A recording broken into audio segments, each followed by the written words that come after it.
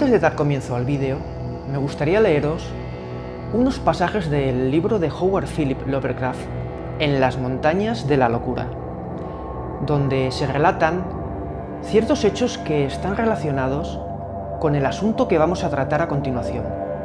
La verdad es que pienso que el libro de Lovecraft me sirve bien para ilustrar ciertas conjeturas a las que llego en la última parte del programa. Me veo obligado a hablar porque los hombres de ciencia se han negado a seguir mi consejo sin saber por qué. Va completamente en contra de mi voluntad exponer las razones que me llevan a oponerme a la proyectada invasión de la Antártida, con su vasta búsqueda de fósiles, y a la perforación y fusión de antiquísimas capas glaciares. Y me siento tanto menos inclinado a hacerlo porque puede que mis advertencias sean en vano. Es inevitable que se dude de los verdaderos hechos tal como los he revelado. A fin de cuentas, he de confiar en el juicio y la autoridad de los escasos científicos destacados que tienen, por una parte, suficiente independencia de criterio como para juzgar mis datos según su propio valor horriblemente convincente, o a la luz de ciertos ciclos míticos primordiales, en extremo desconcertantes, y por la otra, la confluencia necesaria para disuadir al mundo explorador en general de llevar a cabo cualquier proyecto imprudente y demasiado ambicioso en la región de esas montañas de la locura. Creo que los dos gritamos simultáneamente de pavor, de asombro, de terror y de incredulidad de los sentidos, cuando al fin salimos del desfiladero y vimos lo que había más allá. Por supuesto, alguna teoría natural debió alentar en el fondo de nuestra mente, calmando nuestras facultades en aquel momento. Probablemente pensamos entonces en las piedras del Jardín de los Dioses en Colorado, grotescamente modeladas por el tiempo, o en las rocas fantásticamente simétricas esculpidas por el viento en el desierto de Arizona. A estas ideas normales tuvimos que recurrir cuando nuestras miradas recorrieron la interminable altiplanicie marcada por las cicatrices de las tempestades, y cuando percibimos el casi infinito laberinto de masas rocosas colosales, regulares y geométricamente eurítmicas, que alzaban sus desmoronadas crestas llenas de hoyos, como de viruelas, por encima de una costra de hielo. El efecto que provocaba aquel monstruoso panorama era indescriptible, pues desde el primer momento pareció evidente una demoníaca violación de las leyes naturales conocidas. Allí, sobre una altiplanicie diabólicamente antigua, a 20.000 pies cumplidos de altura, y en medio de un clima mortífero desde una era anterior a la humanidad de por lo menos 500.000 años de antigüedad, se extendía hasta donde alcanzaba la vista un conjunto ordenado de piedra que solamente la defensa instintiva y desesperada de la razón podría atribuir a otra cosa que no fuera una causa consciente y artificial. Habíamos ya desechado como ajena a la razón la teoría de que los cubos y los bastiones de las laderas tuvieran un origen no natural. ¿Cómo podría haber sido de otro modo, si el hombre apenas se diferenciaba del mono cuando aquella región sucumbió al actual reino perpetuo de la muerte glaciar? Y sin embargo, ahora el dominio de la razón parecía irrefutablemente vencido, pues aquel ciclópeo laberinto de bloques cuadrados y angulosos tenían características que privaban de todo refugio mental. Aquel portento maldito tenía, después de todo, una base real. La increíble e inhumana solidez de esas vastas torres y muros había salvado al amedrentado conjunto de su total destrucción en los centenares de miles, quizá en los millones de años que había permanecido muerto en medio de los feroces vientos de una altiplanicie yerta. Corona Mundi, el techo del mundo. Toda clase de frases fantásticas acudieron a nuestros labios mientras mirábamos con vértigo el increíble espectáculo. Pensé una vez más en los primeros mitos ultraterrenos que tan persistentemente me habían venido a la mente y obsesionado, desde que vi, por primera vez, ese muerto mundo antártico.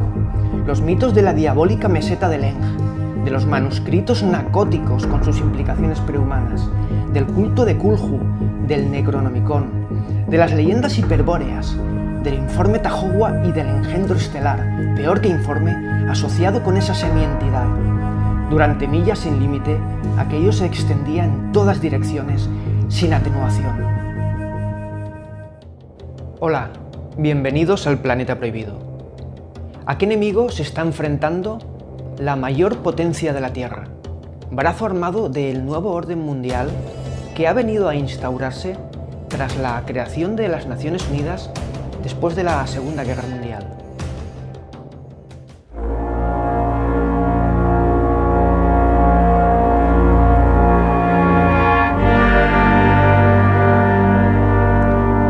Ciertos historiadores sostienen que el ejército alemán construyó en la Antártida una base secreta, la base 211, un último reducto para el Tercer Reich, donde se fueron enviando, supuestamente, todos los mayores avances tecnológicos nazis. En diciembre de 1946, una poderosa flota militar, en el marco de una misteriosa operación llamada High Jump, se dirigió a la Antártida. Portaaviones, destructores. El convoy estaba formado por una tripulación de 4.000 hombres. Su comandante, el almirante Byrd, realizó unas misteriosas declaraciones a la prensa que decían así: la Antártida se encuentra entre nosotros y nuestros enemigos. ¿Qué sucedió en esa operación? Los norteamericanos fueron objeto de fuertes ataques. Ataques realizados por fuerzas desconocidas. Según Felipe Botalla, experto en estos temas y autor de un libro titulado Antártida 1947, la guerra que nunca existió, existe una película documental titulada Secret Land, encargada por el gobierno de la Marina de los Estados Unidos. En esta película se ofrecen grabaciones de la expedición a la Antártida, pero realmente no se puede ver nada concluyente. De hecho, hay un corte y se da un salto directamente al regreso de las fuerzas expedicionarias. Eso sí, se pueden apreciar imágenes de cadáveres, de aviones derribadas y de otros daños sufridos. El ejército tuvo que retirarse del continente helado mucho antes de lo previsto.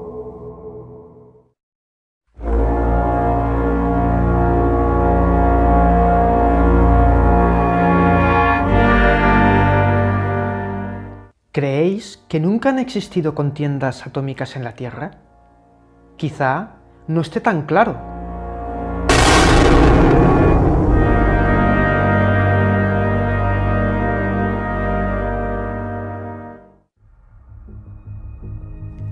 ...1956, en plena Guerra Fría, se desarrolla en la Antártida la operación Deep Freeze. En ella se utilizaron, entre otros, el rompehielos más avanzado de la época, el US Glaciar. Poco antes, científicos de una base chilena de la Antártida habían reportado avistamientos de naves discoidales. Posteriormente, Sudáfrica notificó que había detectado 2 explosiones nucleares en territorio antártico, una de superficie y otra interna. El territorio donde se habían detectado estas explosiones era el conocido como Nueva Suabia, lugar donde supuestamente se había ubicado la base 211 nazi. ¿Acaso esa base continuaba operativa después de la operación High Jump? ¿O era quizá otra cosa contra lo que se enfrentaba el ejército norteamericano? ¿Usaron armas atómicas contra este supuesto enemigo?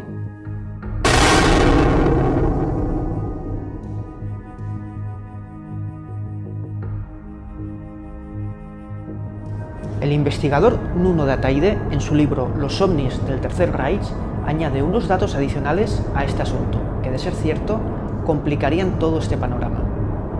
Él afirma que existieron más detonaciones nucleares en el continente antártico y que hubieron misiles que fueron derribados en pleno vuelo, fueron interceptados. El autor añade que el agujero que tenemos en la capa de ozono se debe a esas detonaciones nucleares y a otras más que se produjeron en el mismo escenario. Si nos paramos un momento a pensar y analizamos lo ocurrido, veremos que quizá Estados Unidos aprendió que no podía utilizar este tipo de armamento, nuestro hábitat es un sistema bastante cerrado y se vería demasiado afectado por el uso de armas atómicas, quizá más que las tierras de ese supuesto enemigo, que se hallan más allá de esa frontera polar.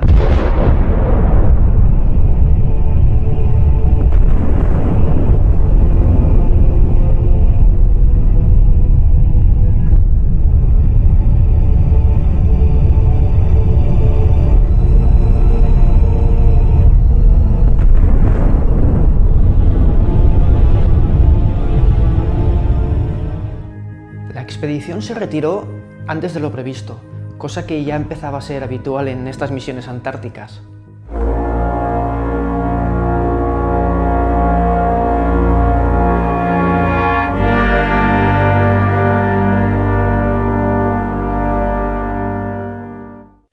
Base McMurdo, la base más grande de la Antártida, una pequeña ciudad. En el 2001 se detecta una anomalía magnética en un lago situado miles de metros bajo el hielo, Lago Vostok. En esos momentos la NASA se encontraba investigando en la zona, concretamente en ese lago, pero al tener conocimiento de la noticia, se retira del escenario, dejando paso a la NSA, la Agencia Nacional de Seguridad. Al mismo tiempo, un equipo de, técnicos llega a la base. El personal de McMurdo poco o nada conoce de ellos. En el 2005, 11 estadounidenses son evacuados urgentemente de la base McMurdo en la Antártida. Se sabe que al menos uno de ellos sufría un infarto. El resto aparentemente se encontraban bien. Estas personas formaban parte del grupo de técnicos antes mencionado. Ahora se sabe que pertenecían a Raytheon, quizá una de las empresas de armamento militar mayores del mundo. ¿Qué hacían allí? ¿Qué les pasó?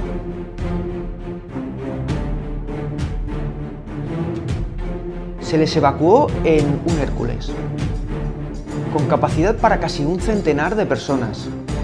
Esta aeronave puede transportar 19 toneladas de carga. ¿Era necesaria un avión de esa envergadura? Bien, no lo sé. Quizá encontraron algo allí y quisieron transportarlo. Pero en todo caso, desconocemos la naturaleza de ese algo.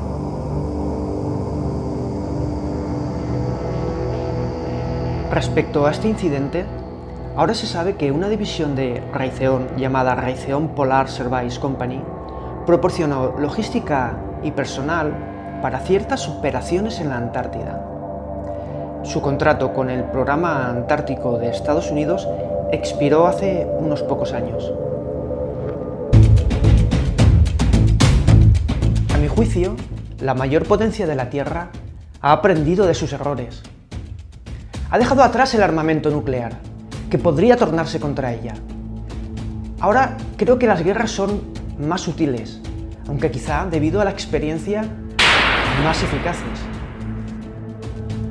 Ya no existen campañas con miles de hombres, pero sigo pensando que existe un pulso entre nosotros y algo que se encuentra en la Antártida y más allá.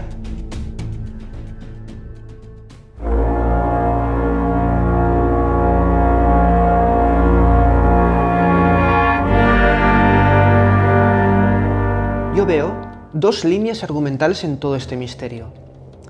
La primera, la formulada por Felipe Botalla en su libro Antártida 1947, la guerra que nunca existió, que afirma que las guerras antárticas fueron un intento de aplastar el último reducto nazi tras la Segunda Guerra Mundial.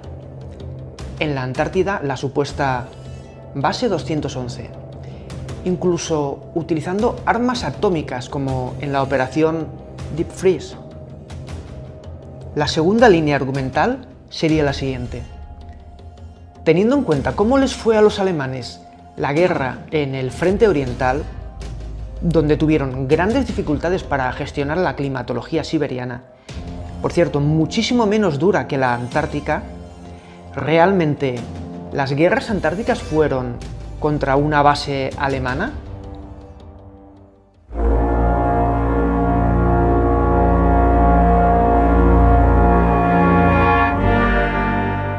¿Por qué decidieron los nazis establecerse en la Antártida?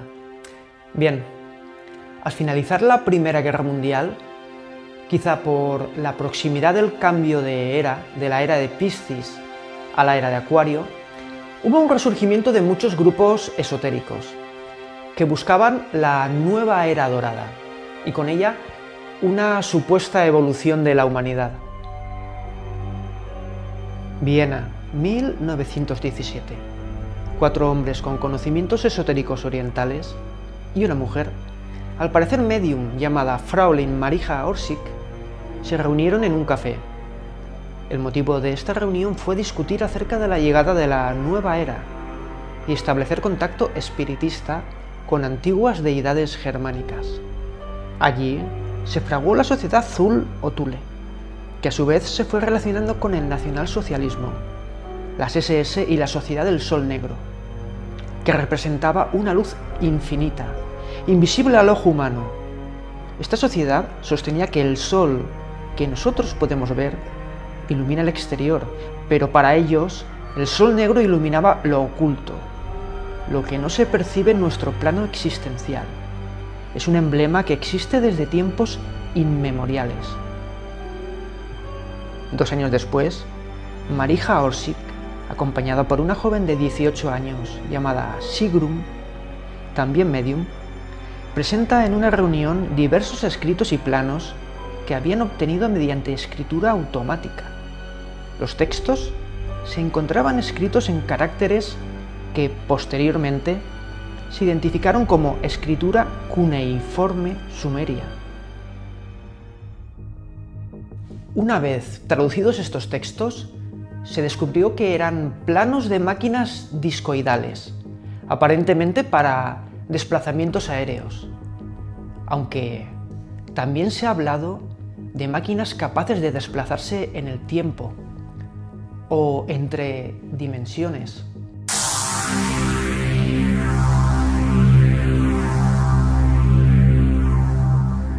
Creo que estas máquinas no eran otra cosa más que el mecanismo necesario para contactar o acceder a un lugar donde ciertas entidades se encontraban esperándoles.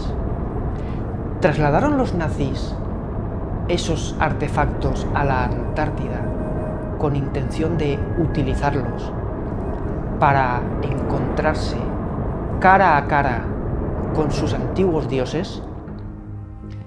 Si estos discos eran poderosas armas, ¿por qué no los utilizaron para ganar la guerra en Europa o en el frente oriental contra Rusia? En fin, la verdad es que soy de la opinión de que estos ingenios discoidales eran necesarios para, una vez alcanzado cierto lugar en la Antártida, acceder a estas entidades. Lo cierto es que las primeras sesiones espiritistas con la medium Marija Orsic fueron realizadas antes de la campaña alemana a la Antártida, donde se conquistó Nueva Suabia. Quizá en esa campaña ya existían planes ocultos. Como suele ocurrir a veces, habían planes dentro de otros planes. Esta tecnología nazi secreta, adquirida por vías no convencionales, ¿era bélica? No. Sin duda se hubiera utilizado en la guerra, al igual que se utilizaron los misiles balísticos V2, con resultados devastadores sobre Inglaterra, o los poderosos carros de combate Tiger, o los modernos submarinos U-Boot.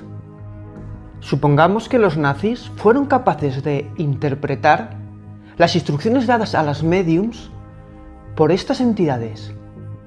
¿Quién nos asegura que una vez alcanzado el enclave en la Antártida, el contacto fue satisfactorio? Quizá no fue así.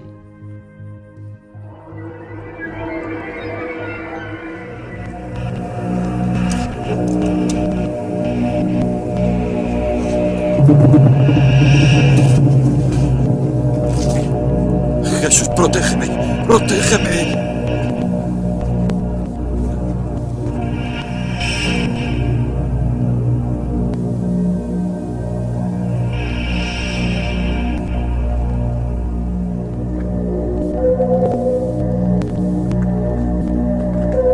¿Quién eres? ¿De dónde vienes?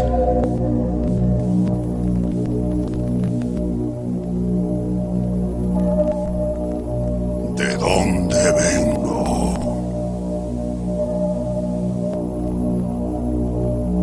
Vengo de ti.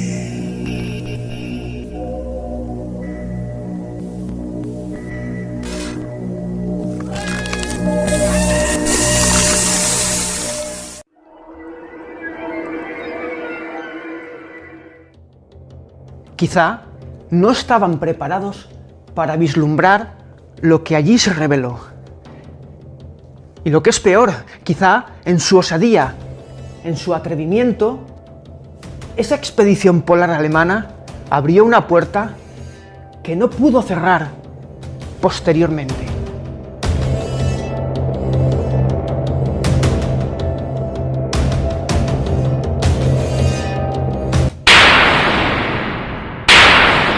O quizá puede que no quedase nadie para poder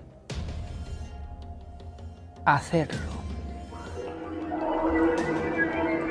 Imaginad, Estados Unidos, junto con las Naciones Unidas, intentando todos estos años cerrar esa puerta en la Antártida, intentando contener Dios sabe qué. Quizá las potencias mundiales, a riesgo de parecer un ingenuo, nos ocultan, por nuestro propio bien, por nuestra salud mental incluso, la amenaza que se cierne desde los hielos eternos. De igual manera que aquel profesor de la Universidad de Miskatonic, en la obra de Lovecraft, en las montañas de la locura, nos exhorta a no viajar a la Antártida, para evitarnos el sufrimiento de contemplar, de conocer los horrores ancestrales que se ciernen desde los hielos. Muchas gracias por vuestra atención y hasta pronto.